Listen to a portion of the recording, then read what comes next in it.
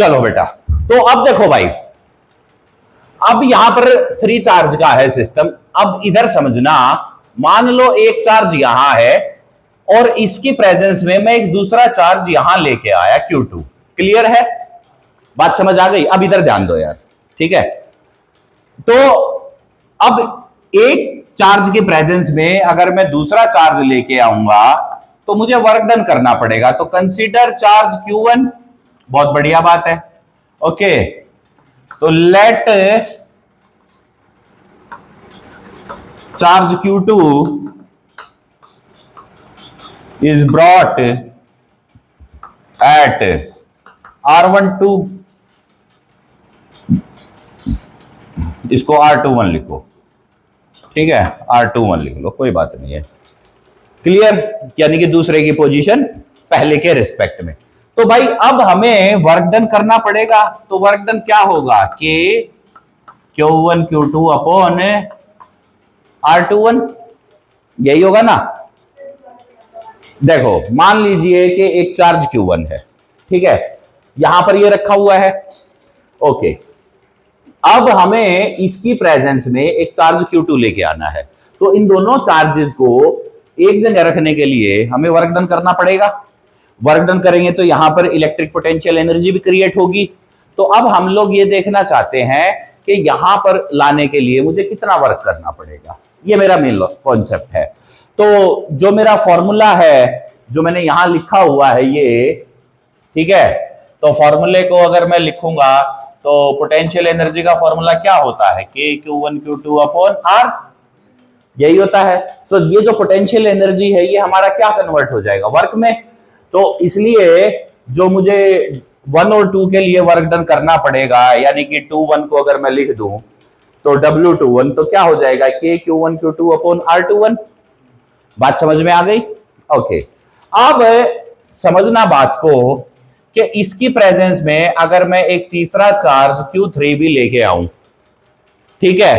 तो ये तीसरा चार्ज पहले के अगेंस्ट भी वर्क डन करना पड़ेगा और दूसरे के अगेंस्ट भी, है ना? तो इसका मतलब जब ये चार्ज आएगा तो यहां पर इसको दो फोर्सेस के अगेंस्ट वर्क करना पड़ेगा। यानी कि एक तो इसकी फोर्स के अगेंस्ट और एक इसकी फोर्स के अगेंस्ट, तो दोनों का वर्क डन आएगा।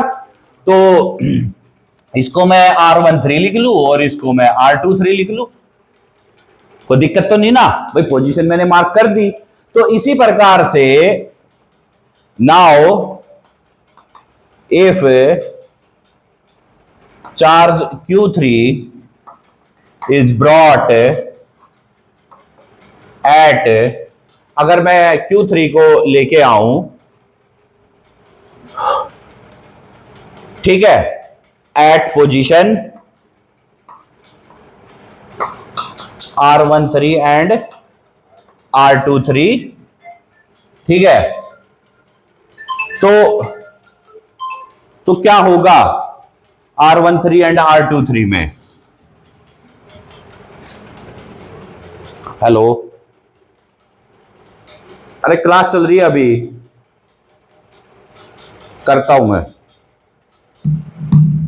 तो let if charge Q3 is brought at position R13 and R23, तो वर्क डन 1 3 का मतलब हो जाएगा कि Q1 Q3 अपॉन R13 भाई, ठीक है ना?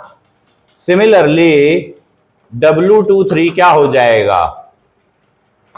कि Q2 Q3 बाय R23, ठीक है? तो हमारे 3 वर्क डन की वैल्यूज आ जाएंगी। अब अगर हम टोटल वर्क डन देखें तो वो टोटल पोटेंशियल एनर्जी के बराबर अगर होगा तो K को मैंने बाहर लिख दिया और ये हो जाएगा Q1 Q2 bye R21, Q1 Q3 bye R13, Q2 Q3 bye R23, ठीक है? तो ये हो गया हमारे पास वर्क डन का कॉन्सेप्ट। बात समझ में आ गई? तो ये जो वर्क डन, सुनो, ये जो टोटल वर्क डन हमें करना पड़ा ना, ये इस पूरे सिस्टम की पोटेंशियल एनर्जी में डेवलप हो जाएगा। यानी कि अगर आप एक्सटर्नल फोर्स यहां से हटा लोगे तो ये तीनों के तीनों चार्ज बहुत तेजी के साथ फ्लाई कर जाएंगे। क्यों? रिपल्सिव फोर्स यहां एक्शन में है। तो क्योंकि रिपल्सिव फोर्स यहां एक्शन में है और एक्सटर्नल फोर्स से हम इनको जबरदस्ती खींच खांच के यहां ला करके हमने रखे हैं, तो रिपल्शन तो है ही। अगर हम वो फोर्स हटाएंगे तो ये ऐसे दूर भाग जाएंगे ना, जैसे जेल में से कैदी। तो जब तक कोई भी सिस्टम कंजर्वेटिव फोर्स में आपने अगर ऐसे जकड़ के रखा हो और आपको पता हो ये छोड़ते ही दूर भागेगा, तो मान लो उसमें पोटेंशियल है कि वो वर्क कर सकता है। वर्क कैसे करेगा? अब ये जहां भी जाएगा तो ये अपनी फोर्स तो कैरी करेगा ही करेगा, साथ में वहां डिस्प्लेसमेंट भी कर सकता है, तो वर्क की कंडीशन को सेटिस्फाई कर देगा। तो इस तरीके से हमारे को समझ में आ गया कि अगर हमें तीन चार्जेस को असेंबल करना है तो हमें वर्क डन करना पड़ेगा। हमें दूसरी बात क्या समझ में आ गई कि तीन चार्जेस को जब असेंबल करेंगे तो वहां पर क्या होगा? पोटेंशियल एनर्जी डेवलप हो जाएगी उस चार्ज सिस्टम में। बात समझ में आ गई ना? तो इस तरीके से हम लोग इसको करते हैं। लिखो इसको, ठीक है? हो गया ना चालू? ठीक है, चलो अब देखो, अब है potential energy of two charges या two charge system in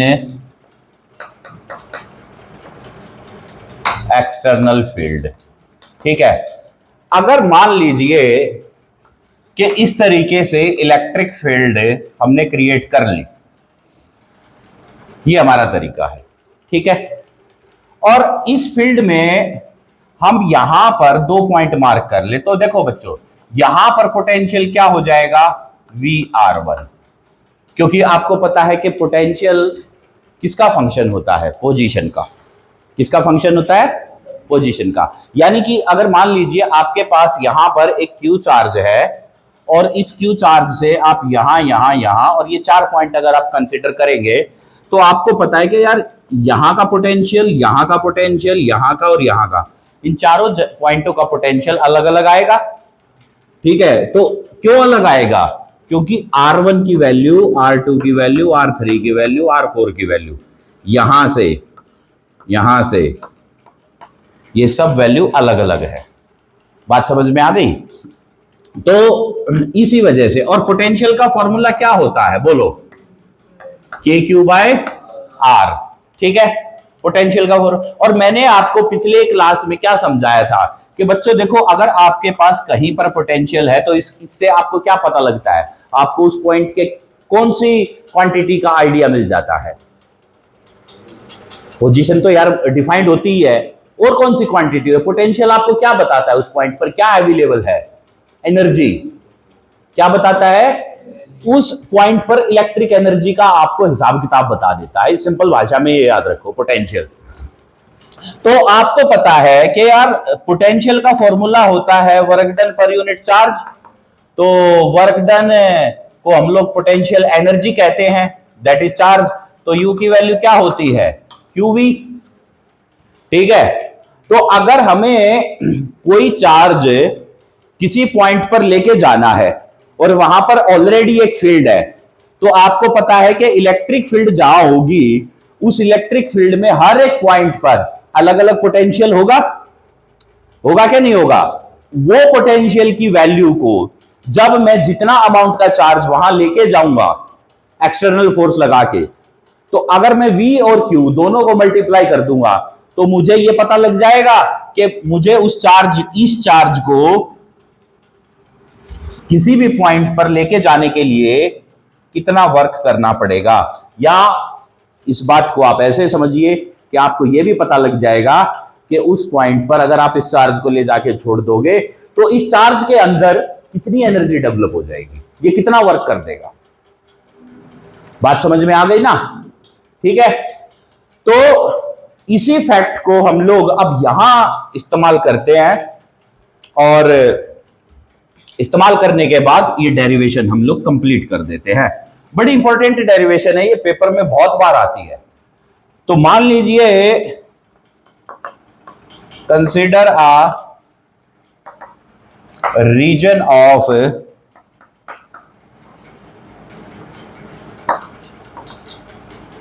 external field. Okay, तो let a point R1, point मतलब position, okay, point R1 at which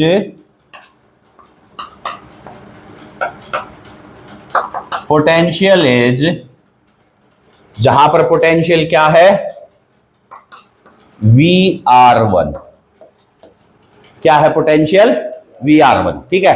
VR1 मैंने क्यों लिखा, R1 इसके साथ मल्टीपल में नहीं है, R1 सिर्फ यहां पर यह बताना चाह रहा है कि इस फील्ड में इस पॉइंट की पोजीशन, इस पॉइंट की पोजीशन, ठीक है। अगर आप जब न्यूमेरिकल सॉल्व करेंगे तो R1 का कोई औचित्य नहीं बचेगा अनटिल एंड अनलेस न्यूमेरिकल में वो वैल्यू स्पेसिफाई ना हो।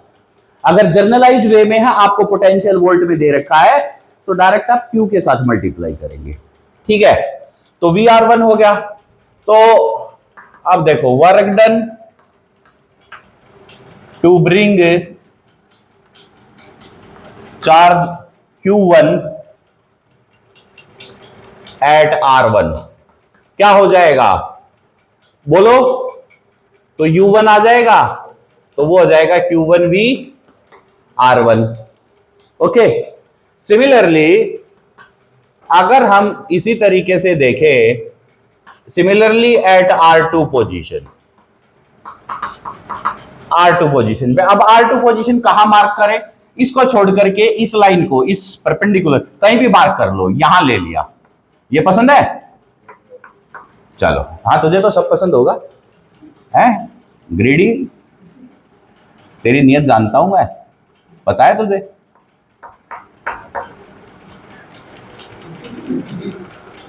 ठीक है, तो क्या हो गया, ये VR2, ठीक है। तो अब VR2 अगर यहां पर है, तो सिमिलरली एट R2 पोजीशन, अब R2 पोजीशन क्या होगी, पोजीशन, ठीक है। तो work done to bring Q2 at R2, तो बताओ कितना होगा, Q2VR2, ठीक है ना, क्लियर है, ओके। लेकिन यहां पर एक बात और है, देखो, जब ये वाला पॉइंट पर Q2 आया है और इस पॉइंट पर Q1 आया है, तो ये Q2 इस Q1 के अगेंस्ट भी तो आया है। ये ऐसा कैसे हो सकता है कि ये आपस में एक दूसरे के असर ना आए, हो ही नहीं सकता। मोहल्ले में 2 घर हों और उनमें 4 लुगाई रहती हो और तीसरा घर बन जाए, और ऐसा कैसे हो सकता है कि वहां पर वो जो तीसरी महिला आई है वो उन दोनों को इफेक्ट ना करे, असंभव, असंभव है ना, है ना, देखा होगा ना अड़ोस पड़ोस में ऐसे डाटा ट्रांसफर बहुत जल्दी होता है, देखा है 7G, मतलब जो भाई साहब आज तक टेक्नोलॉजी भी फेल हो जाती है, पता लग जाता है, तुम्हारे अड़ोसी पड़ोसी के घर में किसी में कुछ हो रहा हो, पता लग जाएगा तुम्हें।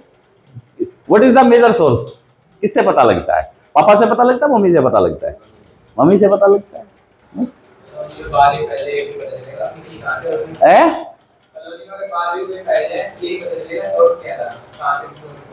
हाँ, वो तो कभी भी नेटवर्किंग ऐसे ही होती है, नेटवर्किंग ऐसे ही होती है। अच्छा, ये कुछ भी नहीं है, ये तो बस आपको समझ लेना चाहिए। चलो अब आगे की बात करते हैं। तो भाई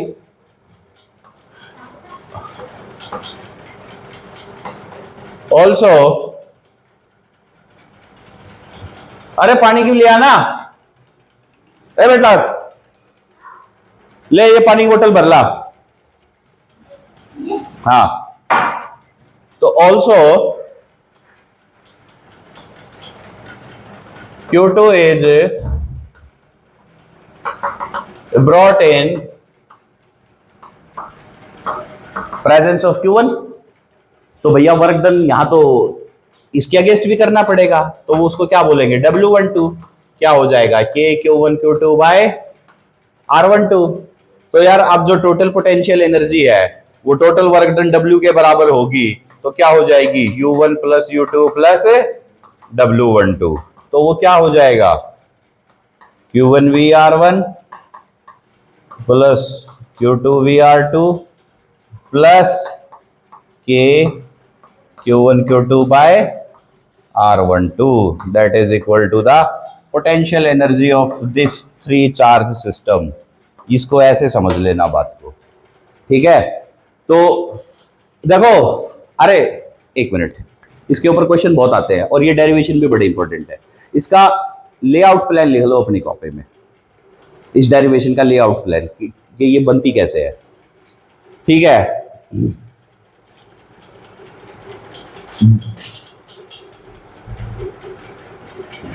पहला पॉइंट लिखो,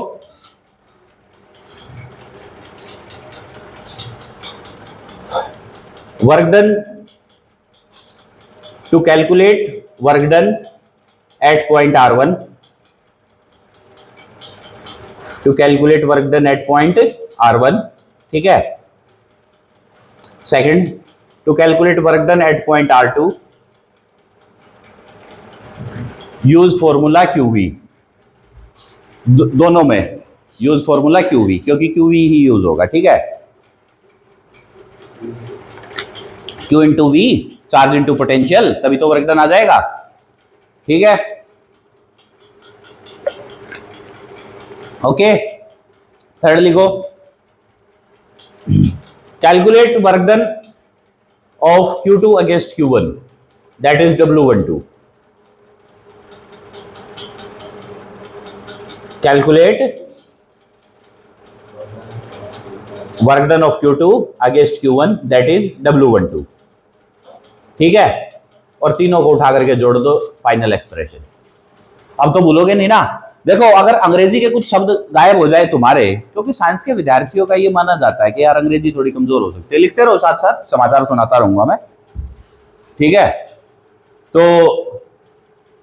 अंग्रेजी तुम्हारी कमजोर हो सकती है, ये मैं मानता हूं। साइंस के स्टूडेंट की इंग्लिश बिल्कुल डम होती है, ठीक है ना। कारण तुम्हारा कोई दोष नहीं है। देखो, हमेशा मैं एक बात मानता हूं, अगर तुम अपनी लाइफ में 20 साल तक बाय द एज ऑफ 20 बच्चे के साथ कुछ भी होता है, 2022 तक, 20 या 21 साल 22 साल तक बच्चे के साथ कुछ भी होता है, वो फेल होता है, उसके नंबर कम आते हैं, उसकी हेल्थ कमजोर है, मैं मानता हूं कि पूरा सिस्टम जो उसके साथ जुड़ा है ना, वो रिस्पॉन्सिबल है। चाहे उसके माँ बाप जिम्मेदार है, चाहे स्कूल जिम्मेदार है, चाहे जो टीचिंग जिस जहां से उसको शिक्षा मिली है, जो टीचर्स उसको जो पढ़ा रहे थे, जो उसके टीचिंग गाइड थे, वो सभी की जिम्मेदारी बन रही है।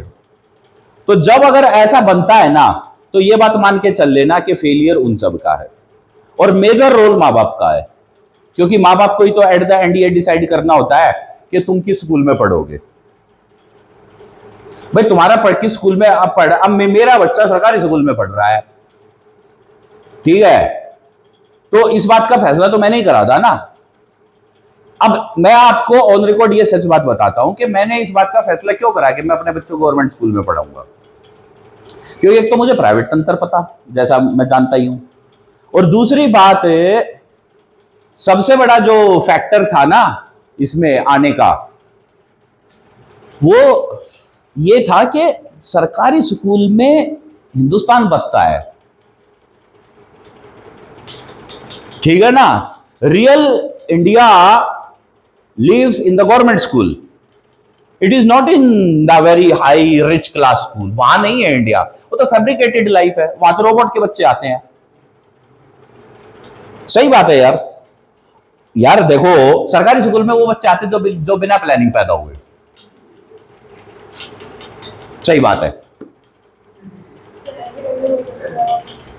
अरे कमाल कर रहे हो।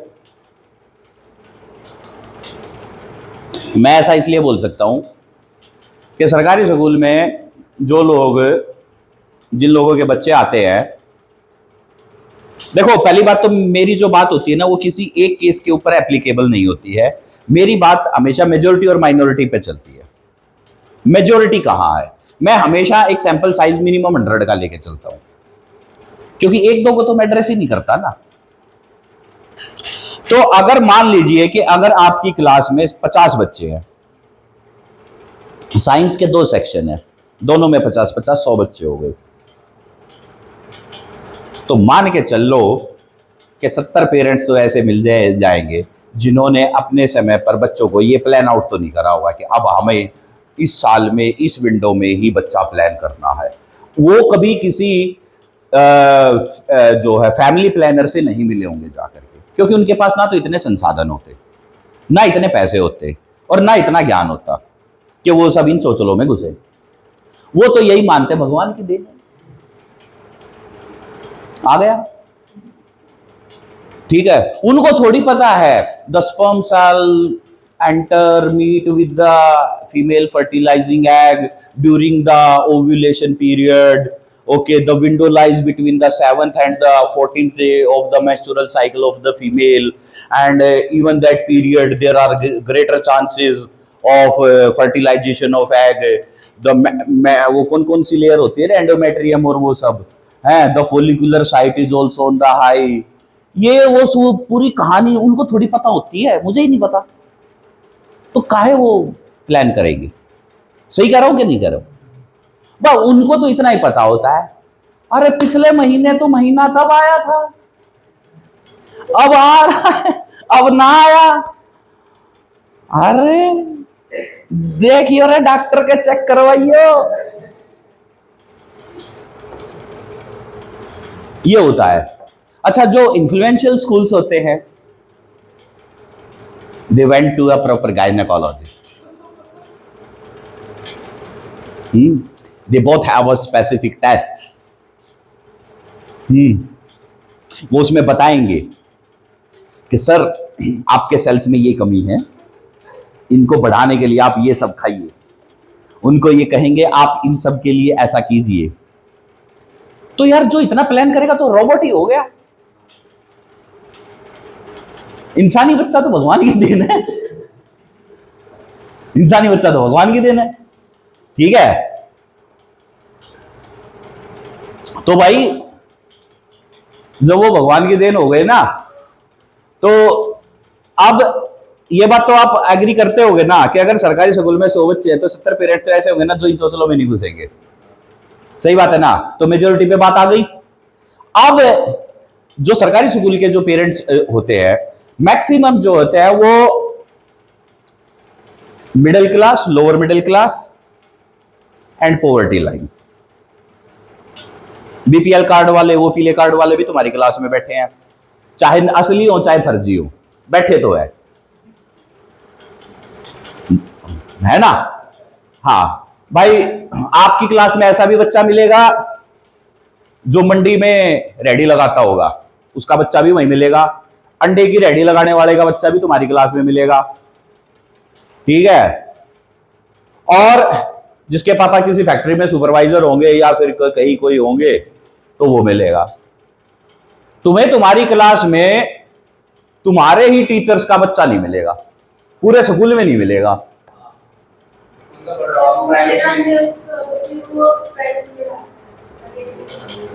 मैं बता तो रहा हूं, ऐसा ही होता है तभी तो। अच्छा, फिर क्या है, अब जैसे मैं अपने बेटे को ऐसा नहीं बनाना चाहता, पापा ये गाली दे रहा था, मैं अपने बेटे को ऐसा नहीं बनाना चाहता। अब अगर उस रिच वाले भी स्कूल में भेज दिया तो ऐसा ही बन के आएगा, अच्छी गंदी बात ऐसा नहीं बोलते हैं, ये तो वो ड्रामा फैल जाएगा, है कि नहीं है? हाँ, अब मेरे वाला तो भाई धुआंधार देगा, ठीक है। अगले को मैं तो भैया रोज उसके लगवा देता हूं 100 डंड सुबह सुबह, और कह के बेचता बेटा जो फालतू बोले पेल दियो, ठीक है। हाँ, मैं तो ये उसको टेक्निक बता रखी है। अरे अभी पता क्या हुआ, पिछले हफ्ते की बात बता रहा हूं, मेरे बेटे के साथ है ना क्लास में बच्चों ने जिद लगा ली, बोला हाँ तू अपने आप को बड़ी वो कर रहा है। अब यार एक बात बताओ, नॉर्मल सा खड़ा है, अब मैं ऐसे खड़ा हूं, ठीक है, मुझे पता है मेरी जो चेस्ट की शेप है वो अलग आ रही है, टी शर्ट में आ रही है। अब इसमें मैं क्या फ्लेक्स करूं भाई, मेहनत करके बना रखी है, हार्मोन चेंज करके थोड़ी मैं यहां पर इनको बांध के बैठा हूं, मेहनत करी है भैया, 500 डंड मारे हैं, तुम कर लो। तो यार अब वो बेचारा एक्सरसाइज करता है तो उसके हाथ की ये मसल्स दिखेंगी, अलग से दिखी जाती है, बोला है बड़ा वो कर रहा है। तो ऐसे ही वो बच्चों ने उसको चढ़ा दिया। बोला कितने पुशअप लगा लेगा? तो उसने, मैंने उसको बोल रखा है कि यार पहले ना कभी किसी को टारगेट मत दियो, उसको बोल दे जितनी तू करेगा तुझसे ज्यादा ही कर दूंगा, क्योंकि मुझे पता है समाज में ऐसा होना है। तो वही हुआ। तो उसने बोला कि जितनी तू करेगा तुझसे डबल कर दूंगा। तो भाई उसने करी 20, हाँ इसने 40 कर दी। अच्छा, फिर वो अगले दिन है ना अपने किसी दूसरे साथी को पकड़ के लाया, बोला जाओ मैं तो इसको हरा के दिखा। भाई उस साथी ने 30 कर दी, इसने 60 कर दी, मैटर ही खत्म। मैं सच बता रहा हूं। तो यार मैं अपने बच्चों को ऐसा बनाना चाहता हूं। रियल हिंदुस्तान तो यही है या नहीं है? तो आप लोगों को भी मैं यही शिक्षा दे रहा हूं कि वो नहीं बनाने ओवर सोफिस्टिकेटेड, ओवर सेंसिटिव बच्चे, ठीक है? और ऐसे मत बनना। और ये कमजोरों की दुनिया नहीं है। किसकी दुनिया नहीं है? कमजोर तो मारे जाते हैं, शक्तिशाली की दुनिया है, ठीक है?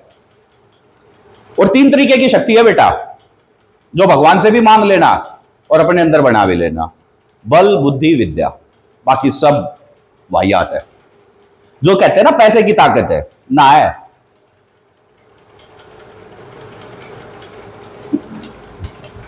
क्यों नहीं है पैसे की ताकत? तुम्हें पता लग जाएगा जिस दिन एक अच्छे से प्राइवेट हॉस्पिटल का फंस गए, तुम्हारा पैसा खिंडा खिंडा आंटेगा, तुम्हें रोड पे ला देगा वो, ठीक है? और जिस दिन वकीलों के फंस गए, और दोनों ही प्रोफेशन किस चीज के हैं? नॉलेज के हैं। आपको क्या लगता है ये आईआईटीएन खाक पैसा कमाते हैं? अबे थू, कुछ नहीं कमाते आईआईटीएन। एक बार सुप्रीम कोर्ट में ना घूम के आओ और उन वकीलों की गाड़ियां देख के आओ। दिल्ली हाईकोर्ट में जाके देख के आओ, किसी भी स्टेट हाईकोर्ट में चले जाओ, वहां जो वकील होते हैं ना, मैं कह रहा हूं वकीलों की गाड़ी देख लो, जज की गाड़ी देखने की तुम्हारी औकात ही नहीं बचेगी, पहले ही फेल हो लोगे। भाई साहब BMW, Mercedes, Rolls Royce, yes I am telling truth. तुम्हें क्या लगता है मैं 40 साल की उम्र में बेवकूफ में लॉ करने बैठा हूं? मेरा वकील बनने का इरादा नहीं है, लेकिन हमने देखा यार, पढ़ के तो देखे। आज लोक अदालत थी, आज मैं कोर्ट घूम के आ रहा हूं, देख क्या आया था। मैंने कहा क्या है क्या नहीं है भाई, कैसे ये लोक अदालत चलती है। भाई साहब जुडिशरी वाहियात मजाक तरीके की। पता क्या चल रहा था आज लोक अदालत में? मैं गया तो वो बोलते हैं हाँ जी क्या चल रहा है जी, आपका ये चालान है। अच्छा, ट्रैफिक पुलिस वाले ने भाई साहब वो चालान इतना नखरे करके बोला तेरे गाड़ी इंपाउंड कर दूंगा, ये कर दूंगा, पता नहीं कैसी कैसी धमकी दी थी। मैंने कहा भाई साहब आप कोर्ट का चालान कर दो, मैं एक काम करो आप चालान कर दो, भुगत हम अपने आप लेंगे। ठीक है, मैंने कहा अब आपसे क्या बहस करें, क्यों हम आपसे किसी पे फोन पे बात करवाए, अगले का भी आसान ले, कोर्ट में देख लेंगे जो होगा। कोर्ट में गए। अच्छा, जुडिशरी हमारी जो है ना वो मन मर्जी की है, जैसा जैसा इनका मूड होगा ना वैसा फैसला दे। जब तक बहुत हाई सोफिस्टिकेटेड केस नहीं होगा ना तो जुडिशरी में मनमाना सही सिस्टम होता है। हाँ, कोई हाईलाइटेड केस है, मीडिया का रोल प्ले आ गया, किसी इन्फ्लुएंशियल आदमी का रोल प्ले आ गया, डिफरेंट स्टोरी हो जाएगी। फिर तो एकदम कानून अपने संवैधानिक रूप में दिखेगा, तो फिर तो रगड़ के फेंक देगा। लेकिन आम इन जनरल स्टेट में जुडिशरी मनमर्जी से काम करती है। तो जज पता क्या बोलता है? हाँ जी बताइए आपका कितना फाइन लगाना चाहिए? चलो 50% कर दें, आपका इतना तो बनता ही है। चलो जी 60% कर दें, चलो जी बनता ही है। तो फिर उसके बाद में वो बोलते हैं कि जी नहीं साहब आप जो है इसको रिलैक्सेशन दे दीजिए। बोला चलो हम आपको शपथ दिलवाते हैं। उन्होंने, कोर्ट का इसमें कोई गलत नहीं है, मैं इसको नकारात्मक वे से नहीं कह रहा। They did their job on humanitarian ground in a wonderful manner. But हमारे यहाँ का तो इंसान इन चीजों को डील नहीं करता ना। तो अब उनका मन था तो उन्होंने सबके चालान माफ कर दिए, नील कर दिए। जिसका 10,000 का चालान था, बोला चलिए जी आपकी कोई अमाउंट नहीं, बट हम आपको शपथ दिलाते हैं। तो जुडिशरी तो ऐसा भी काम कर रही है। वहीं एक दूसरी कोर्ट में एक भाई साहब थे, जज साहब बैठे अपने पूरे लाव लश्कर के साथ, वो सुन ही नहीं रहा किसी का। हाँ जी आओ। किसी का अगर नोटिस था ना, मतलब नोटिस होता है कि भाई जैसे आपने गलत पार्किंग पे खड़ी, नो पार्किंग में गाड़ी खड़ी कर दी, तो उसके ऊपर आपका एक नोटिस इश्यू हो गया आपको, तो नोटिस के ऊपर भी 1,500 रुपए चेप दिए उसने, लगा दिया। पावर अगले के पास। देखो जो कोई एक सेक्शन है ना, अब उसमें क्या होता है कि हर सेक्शन में अलग अलग फाइन होता है। तो आजकल जो फाइन की रेंज है ना, वो 500 से 1,000 रुपए मिनिमम हो चुकी है। ठीक है, तो अगर आप किसी प्रकार का पोल्यूशन क्रिएट कर रहे हो तो उसका 10,000 भी फाइन हो सकता है। ठीक है, और अगर आपकी गाड़ी पोल्यूशन में पकड़ी गई तो 10,000 तक की लिमिट का जज के पास प्रावधान है, और साथ में उसके पास यह भी प्रावधान है कि वो आपको जेल भी भेज सकता है 3 महीने के लिए। वो आपको ये कह देगा कि चल यार एक काम कर, तूने ना बहुत प्रदूषण फैला लिया, अब तू ना शांति से चल जेल में जा, 15 दिन रह के आ। हालत टाइट हो जाएगी इंसान की। तो अगर आप इस पूरे सिस्टम को देखेंगे तो ये मनमर्जी तो हुई, आज मेरा मूड है चलो जेल में जाओ, आज मेरा मूड है चलो जी कोई बात नहीं, आज हम आपको शपथ दिलाते आप चले जाइए, आज हमारा मूड है कि जी चलिए आप जो है ये काम कर लीजिए, तो वो उस तरीके से हो जाएगा। आज 10,000 तक का चालान है, अब 10,000 में मैं 0 भी कर सकता हूं, मैं 5,000 भी कर सकता हूं, और मैं 10 भी रख सकता हूं, मैं जेल भी भेज सकता हूं। तो by this way what you conclude, या तो ये हो कि भैया अगर चालान कट गया तो क्या रहेगा, चालान ही रहेगा। सही है ना? तो इसलिए मैं कह रहा था कि जुडिशरी थोड़ी मनमर्जी के, कभी पावर अगर फील करनी तो वहां जाना। क्लियर हो गया ये? नेक्स्ट अगला टॉपिक है पोटेंशियल ग्रेडियंट का। अच्छा ग्रेडियंट क्या होता है ये बताओ मुझे, व्हाट इज ग्रेडियंट? बोलो ग्रेडियंट है? अरे वाह जबरदस्त, change in quantity due to change in position. उदाहरण सहित व्याख्या कीजिएगा कवि पर, बताओ। हाँ जैसे डिस्टेंस हो गया,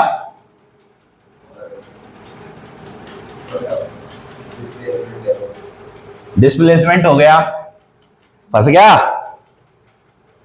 है? देखो रिलेशनशिप, रिलेशनशिप क्या होता है? अच्छा ये शुगर है, ये तो पुराने जमाने के वकील है, ओ सॉरी वकील कह रहा हूं, पुराने जमाने के साइंटिस्ट हैं जो रिलेशनशिप है। अगर ये जेनजी होते तो क्या लिखते? Situationship between electric field and potential gradient. Relationship between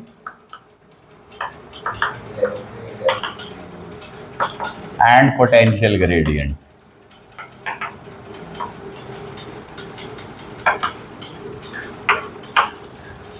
ठीक है, क्लियर? तो चलो अब बात समझते हैं। तो देखो बेटा, ये तो एक सोर्स चार्ज रहेगा जिसका काम है इलेक्ट्रिक फील्ड क्रिएट करने का, और इसकी इलेक्ट्रिक फील्ड को टेस्ट करने का भी एक चार्ज होगा, उसका नाम क्या है? Test charge. तो टेस्ट चार्ज है मान लीजिए क्यू नॉट, ये क्यू नॉट आया, वही है हर काम कहां से होगा? इन्फिनिटी से। कहां तक होगा? किसी एक पॉइंट पे। ठीक है, इन्फिनिटी पे पोटेंशियल क्या मानना है? 0। उस पॉइंट के ऊपर फाइनाइट वैल्यू, क्योंकि पोटेंशियल में 3 वैल्यू आएंगी, के क्यू और आर। के मीडियम, क्यू चार्ज और आर डिस्टेंस। डिस्टेंस कहां से लोगे? कहां से लोगे? ठीक है, तो मान लो अब देखो ये भी जमा का चार्ज है, ये भी जमा का चार्ज है। अब आप एक बात बताओ यार, रिपल्सिव फोर्स किधर लगेगी? इधर। तो वही बात है, अंग्रेजी लिखनी पड़ेगी पहले। Consider charge Q, let charge Q naught is brought at R, R पर ले आए, ठीक है भाई। तो dw क्या होगा, f dot dr, f dr cos 180, dw क्या हो जाएगा माइनस एफ डी आर और minus Q naught E d are. बात समझ में आ गई भाई? हमने इसको फील्ड में आर पे रखा था, अब वर्क डन करना है तो क्या करेंगे, ए और बी के बीच में इसको थोड़ा सा डिस्प्लेस करके डी आर अमाउंट से देख लो कुछ वर्क हो रहा है कि नहीं हो रहा है, तो इतना ही होगा। हाँ बेटा समझ आया है? नहीं, पुराना ही कॉन्सेप्ट है, कुछ नया तो मैं लेके नहीं आया हूं, पिछली 3 क्लास से यही रिपीट करे जा रहा हूं अलग अलग तरीके से। तो d W is equal to minus Q naught E d r. अच्छा अब एक बात बताओ, d W by Q naught क्या हो जाएगा, बताओ क्या हो जाएगा? Work done per unit charge क्या होता है, डीवी, चेंज इन पोटेंशियल। तो इसका मतलब ये क्या हुआ कि इन दोनों पॉइंट के बीच का पोटेंशियल चेंज कितना होगा, डीवी आ जाएगा। यानी कि अगर यहां पोटेंशियल V1 मानोगे, यहां 2 मानोगे, तो V2 माइनस V1 क्या लिख दोगे, डीवी लिख दोगे। तो डीवी इज पोटेंशियल डिफरेंस, क्या है लिख लो अपनी कॉपी में, डीवी होता है पोटेंशियल डिफरेंस। तो DV is equal to minus EDR, तो ई की वैल्यू क्या होगी minus DV by D R. तो इसका मतलब क्या हो गया, electric field is equal to negative of change in potential with respect to position. ठीक है, क्या हो जाएगा, electric field is equal to negative change in potential with respect to position. ठीक है, ये जो इक्वेशन है ना, ये बहुत बड़ी इक्वेशन है, बहुत इंपॉर्टेंट है और बहुत इसके ऊपर क्वेश्चंस बनते हैं और स्टूडेंट बहुत इस क्वेश्चन पे गलत करते हैं, इसको याद रख लो। देखो डीवी बाई डी आर ये क्या है, change in potential with respect to change in position. देखो यहां एक पॉइंट लिया आपने, यहां दूसरा पॉइंट लिया, इन दोनों पॉइंट के बीच में क्या फर्क है, सिर्फ डिस्प्लेसमेंट का, और तो कुछ नहीं बदल रहा ना, डायरेक्शन भी आपकी सेम ही है, ठीक है ना, और तो आप कुछ ना प्लेन चेंज कर रहे ना आप एक्सिस चेंज कर रहे, आप तो सिर्फ एक लाइन पे 2 पॉइंटों को चेंज कर रहे हो, इधर से इधर आ गए। तो लेकिन जैसे ही आपने 2 पॉइंटों को चेंज करा, यहां पर अगर मान लीजिए यहां से यहां आए, तो आपको क्या मिला, यहां पर पोटेंशियल में अंतर मिला, और ये अंतर क्या है, अंतर नेगेटिव में आ रहा है। इसका मतलब क्या हुआ कि इलेक्ट्रिक फील्ड, ये पॉजिटिव का चार्ज था, तो इलेक्ट्रिक फील्ड की डायरेक्शन तो ये रहेगी, तो यानी कि यहां पर पोटेंशियल ज्यादा है, यहां कम है, तो इलेक्ट्रिक फील्ड की डायरेक्शन ये है। तो बोल के बताओ कि इलेक्ट्रिक फील्ड की डायरेक्शन में पोटेंशियल घट रहा है कि बढ़ रहा है, घट रहा है ना, बिल्कुल यही लॉजिक पर लाना चाहता था मैं तुम्हें, कि एक्चुअल में कॉन्सेप्ट यही है कि इलेक्ट्रिक फील्ड की डायरेक्शन में पोटेंशियल घटेगा ही घटेगा।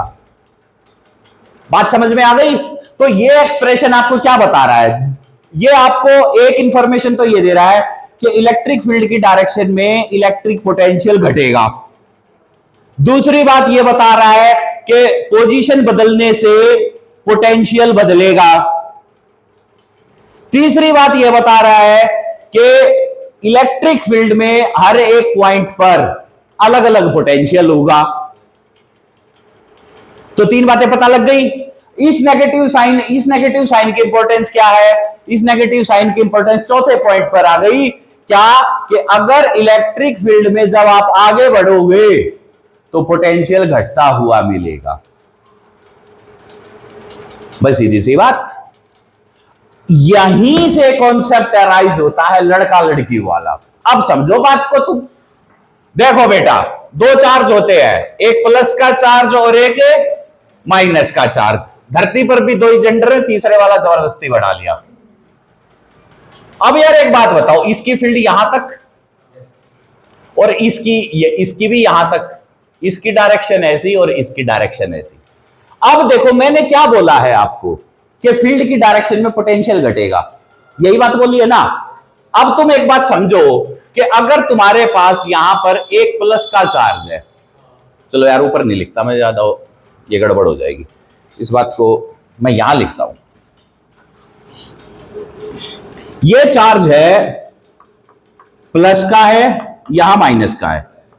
अब मान लीजिए इस प्लस की फील्ड यहां तक है, इस नेगेटिव की फील्ड यहां तक है, डायरेक्शन तो यही रहेगी, ठीक है ना। अब इन दोनों के बीच में हमें पता है कि एक पॉइंट तो ऐसा पक्का आता है जहां पर फील्ड जीरो होती है, पिछले चैप्टर में पढ़ के आया है। ओके, अब आप मुझे एक बात बताओ यार कि अगर मैं एक प्लस का चार्ज रखूं तो यहां पर उसका पोटेंशियल मैक्सिमम होगा या मिनिमम होगा? मैक्सिमम होगा। और यहां पर अगर रखूं तो मिनिमम होगा। तो यानी कि इन दोनों की पोटेंशियल एनर्जी सेम पोलैरिटी की पोटेंशियल एनर्जी ज्यादा होती है कम होती है? ज्यादा होती है। लिखो इस बात को हिंदी में अपनी कॉपी में, two positive charges placed at one point have maximum potential energy.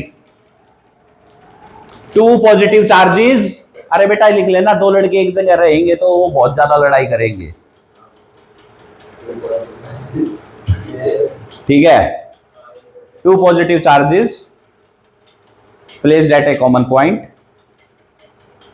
have maximum potential energy because of the repulsive nature of force, because of repulsive nature of force between them। उनके बीच में repulsion हो रहा है ना, धक्का लगा रहे, चल भाग यहां से।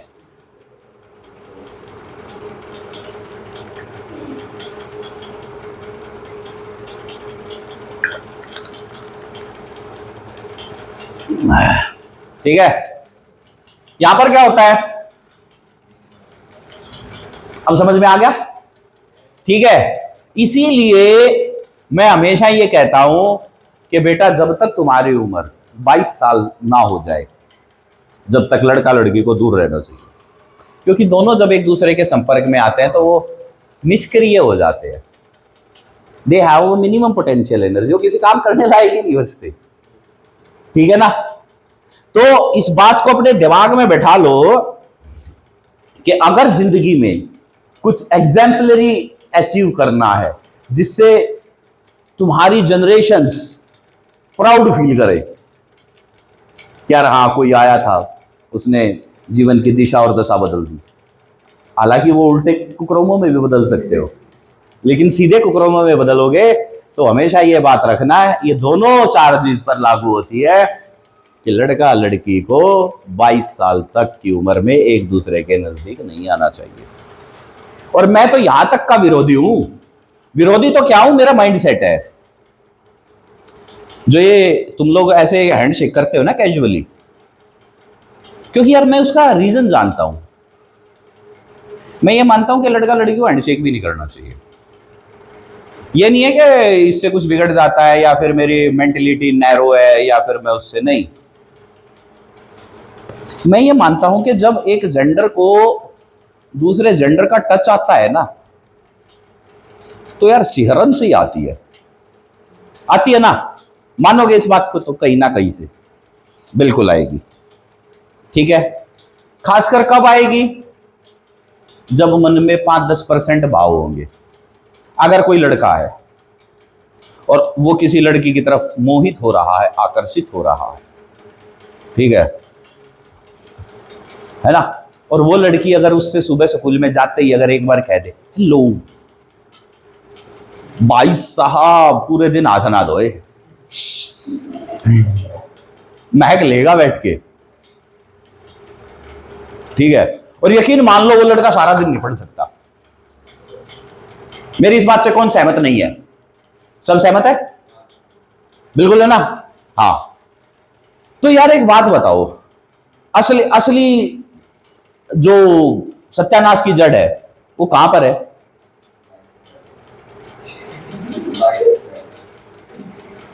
वो थी उस टच में। ना वो होता, ना वो अंदर के परमाणु जागृत होते, ठीक है। और भाई अगर वो जागृत हो गए तो अब तो तबाही हो रही है।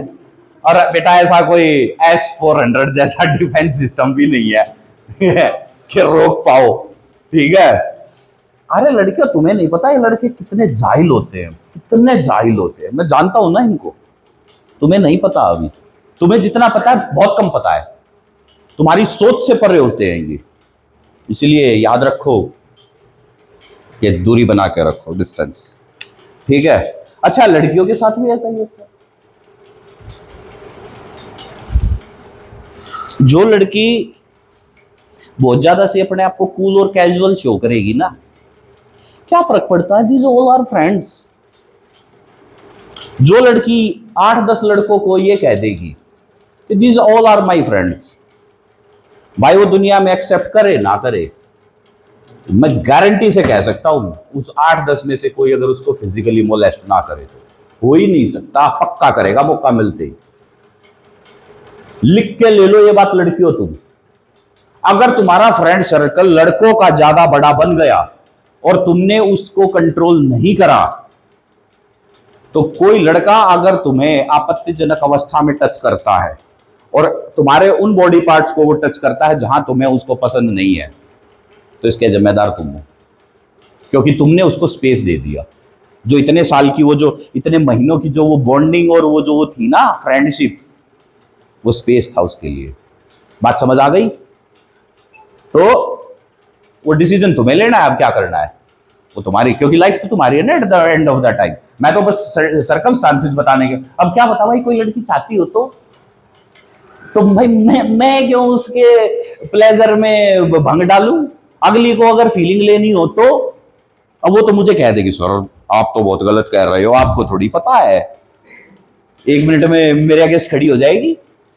क्यों खड़ी होगी? Because she has to feel something. तो यार ऐसा होता है। तो आज तो इसलिए जो है ना, मेरा काम है सिर्फ आपको अच्छा और बुरा बताना, उसको एग्जीक्यूट करना या ना करना that is your responsibility. As a teacher this is my job. बात समझ में आ गई? इलेक्ट्रिक फील्ड पोटेंशियल बात क्लियर हो गई। अगला मुद्दा स्टार्ट करते हैं। बहुत बढ़िया। तो अब यार देखो, मैं तुम्हें ना कुछ एक, अरे और तो कोई डेरिवेशन ना छूट गई है? और तो कोई नहीं कराई थी मैंने तुम्हें इनसे अलग? कौन सी थी बता?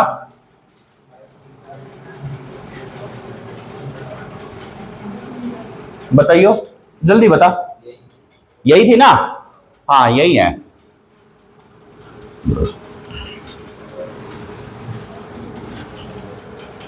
ठीक है।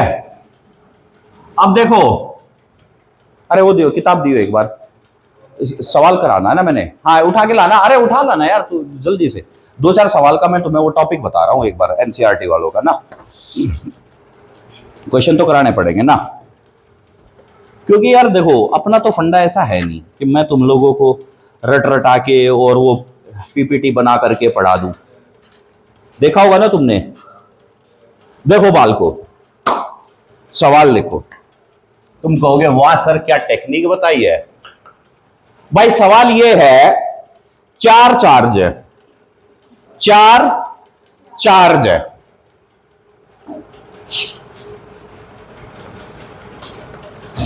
अच्छा ये हो गया। यहां पर है प्लस क्यू का चार्ज।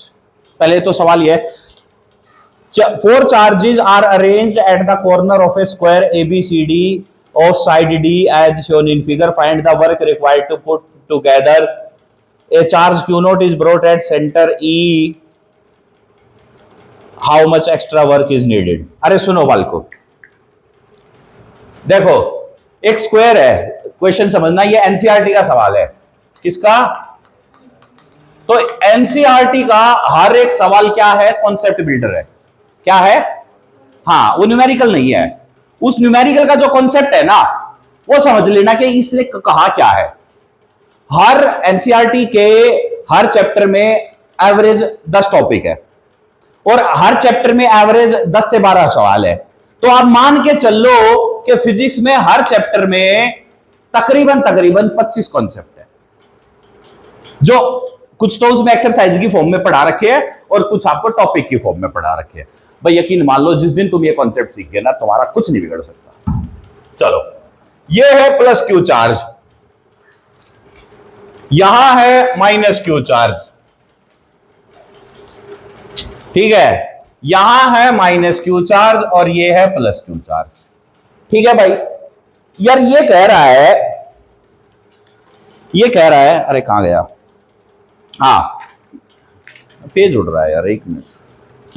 हाँ, ये कह रहा है कि इन चारों चार्जेस को यहां पर अरेंज करने के लिए आपको कितना कार्य करना पड़ेगा, कितना करना पड़ेगा भैया?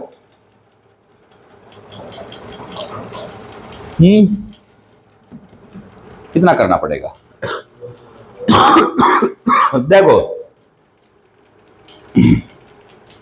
ऐसे तो देखोगे तो मारे जाओगे, थिंक हटके, ठीक है, समझ रहा है ना? इनको भूल जाओ।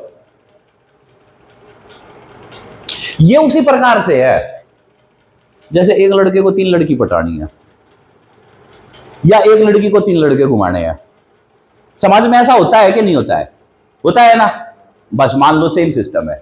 अब देखो, अब तुम समझ जाओगे। अब ये क्या है? तो लड़का है, इसको ये लड़की पटानी है, तो इसके अगेंस्ट वर्क करना पड़ेगा, तो W12। इसको ये भी पटानी है, तो इसको इसके अगेंस्ट भी वर्क करना पड़ेगा, W। ये 1 है, ये 2 है, ये 3 है, ये 4 है, तो 1 3। लेकिन इस लड़के को इस बात का भी तो विशेष ध्यान रखना पड़ेगा ना कि ये दोनों लड़के आपस में ना मिले। अगर मिल गई तो बंडा फूट जाएगा, तो इसका मतलब इनके बीच में भी एक वर्क डन, इसको मेंटेन रखना है। रखना है कि नहीं रखना है? तो ये कितना हो जाएगा? ठीक है, अब इसका एक दोस्त आ गया, ठीक है, अब इसका एक दोस्त भी आ गया। अब अगर ये दोस्त आ गया तो भैया, अब ये जब अगर इस सर्कल में होगा तो संभावना है ना, ये दो में से एक को तो पटाने की भरपूर कोशिश मारेगा, तो इसको इसके अगेंस्ट भी वर्क करना पड़ेगा और इसको इन सब के अगेंस्ट भी करवाना पड़ेगा। तो अब देखो वर्क डन कितने होंगे? इनके अगेंस्ट इसको एक वर्क डन मेंटेन होगा, क्योंकि ये इस पे करना चाहेगा, आदत है, नेचर है। इधर भी जाएगा, ठीक है, और इधर भी तो होगा ना। तो टोटल वर्क डन कितने हो गए? बात खत्म, सबकी पोजीशन डिफाइन कर दो, हो गई नहीं है? तो बस, तो 6 वर्क डन निकाल दो। अब देखो इसका और इसका वर्क डन कैसे होगा? मैं अगर मैं यहां पर बात करूं तो K Q1 Q2 और R, सॉरी ये डिस्टेंस D था, D ले लो, एक नेगेटिव का चार्ज है, माइनस डाल दो, सही है ना? हाँ, इसका और इसका कितना आ जाएगा? इसको भी जोड़ो, minus K Q1 Q3 by D।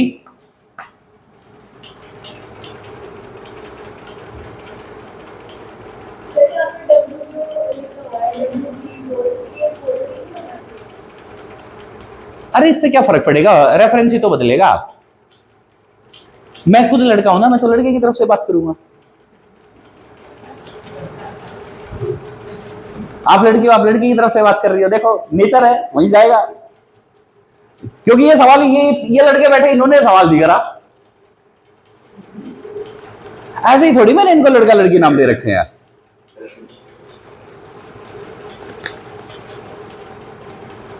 अच्छा, हो गया कि नहीं हो गया? चलो चलो, अभी आगे तो बता रहा हूं मैं। ये हो गया, ये हो गया। अच्छा, अब इन दोनों के बीच में कितना होगा ये बताओ? प्लस K √2D, बस 3 ये मैंने लिख दिए, 3 तुम लिख लो, जोड़ दो उठा करके, बात खत्म। है ना लॉजिक? बिल्कुल। मैंने तभी तो बोला है आपको, जब मैंने इलेक्ट्रोस्टैट पढ़ानी स्टार्ट करी थी, मैंने पहले ही बोल दिया था भाई साहब, जितने भी रूल लड़का लड़की में लागू होते हैं ना, एक भी फेल नहीं हो रहा यार 10 साल का एक्सपीरियंस है यार, ऐसे ही थोड़ी।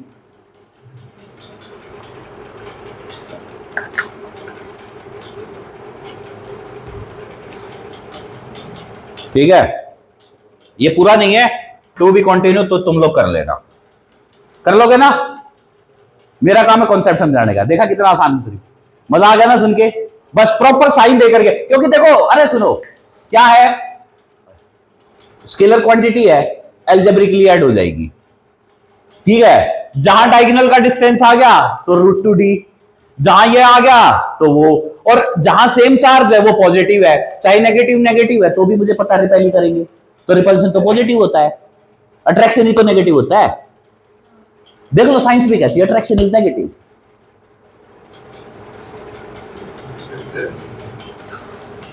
साइंस भी कह रही है, मान लिया ना? चलो अच्छा, अब इस क्वेश्चन का दूसरा पार्ट सुनो। ये कह रहा है कि यार अगर इसके सेंटर पर एक चार्ज Q0 लाए, एक चार्ज Q0 लाए, तो बताओ कितना वर्क डन करना पड़ेगा?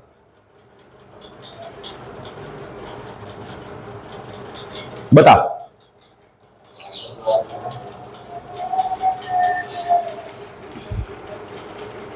है इस चार्ज अरेंजमेंट में, इस फोर सम वाली प्रक्रिया में एक 5वां चार्ज उठा लाओ आप, बीच में रख दिया ला करके, है? अरे कुछ भी लिया, लड़का लिया, लड़की लिया, कुछ भी लिया, अब बताओ उसको लाने में कितना वर्क करना पड़ेगा? या उसको, हाँ, अगर वो यहां आएगा तो उसके पास कितनी एनर्जी होगी? दो कपल्स के बीच में, दो कपल है, उसके बीच में कोई भी एक, 4 लोग तो हो गई दो कपल में, उसमें कोई भी एक जेंडर आ जाए, मतलब चाहे एक लड़का आ जाए, चाहे एक लड़की और आ जाए, एक्स्ट्रा 5वां आ जाए, उस ग्रुप में उसकी क्या वैल्यू बचेगी? कुछ नहीं बचेगी ना, वर्क डन 0 ही रहेगा ना, तो यहां भी वर्क डन 0 आएगा। अब पूछोगे ऐसे कैसे? देखो यार, वर्क डन होता है बेटा चार्ज इनटू पोटेंशियल, ठीक है। अब देखो, इसका और इसका पोटेंशियल, तो Q0 आ गया, आ गया कि नहीं आ गया? यहां से यहां की दूरी कितनी है ये बताओ? अगर ये पूरा √2d है, ये पूरा √2d है, तो ये है, तो d/√2 हो गया कि नहीं है? हो गया। तो अब आप देखो, KQ/d/√2, ठीक है, ये तो प्लस का हो गया। अच्छा, इसका भी प्लस का आ जाएगा, तो मैं 2 प्लस के ले लूं। इसी तरीके से ये माइनस का है, -KQ/d/√2, ये भी 2 है, तो 2 - 2 0, बात खत्म। तो यार वही है, दो कपल के बीच में एक तीसरा जाए, मान लीजिए 2 नए विवाहित जोड़े हनीमून पे जा रहे हैं, अब उनकी कोई छोटी सिस्टर है, वो भी जिद करने लग जाए, नहीं मैं भी चलूंगी तुम्हारे साथ हनीमून में।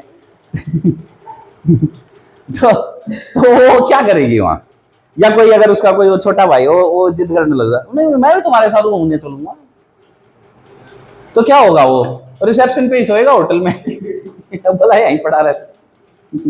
होता है ना हमारे देश में, पहले होता था ऐसा, आजकल थोड़ा फर्क। अगला सवाल हो गया ना? मस्त मजेदार था ना, कोई कंफ्यूजन नहीं किसी भी प्रकार का। अब यार देखो, एक और सवाल उठा लेता हूं मैं। ये कह रहा है, हटा दो इसको,